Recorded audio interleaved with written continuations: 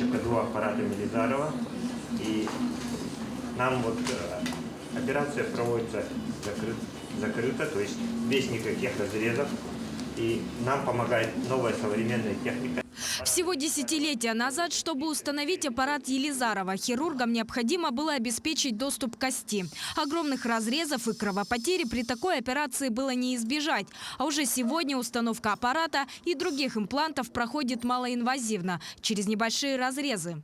Позвоночника очень, пространство очень ограничено. Тут уже проходит спинной мозг, корешки, сосуды, а провести надо винт миллиметра 5 именно в дужку, корень позвоночника именно того размера. Там ошибок не должно быть.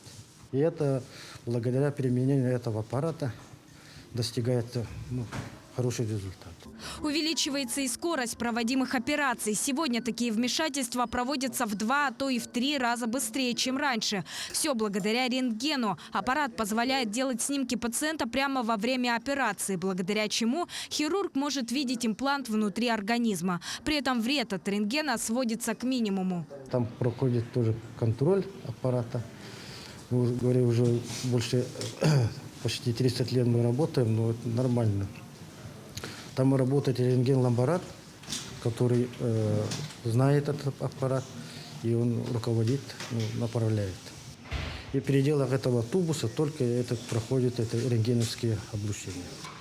В день в травматологии Республиканской больницы номер 2 проводится порядка 8 операций с применением электронно-оптического преобразователя. Отмечается, что использование таких высокотехнологичных методов лечения позволяет уменьшить сроки стационарного лечения и ускорить процесс реабилитации травматологических пациентов. Сарглана Неустроева, Григорий Николаев, Якутск.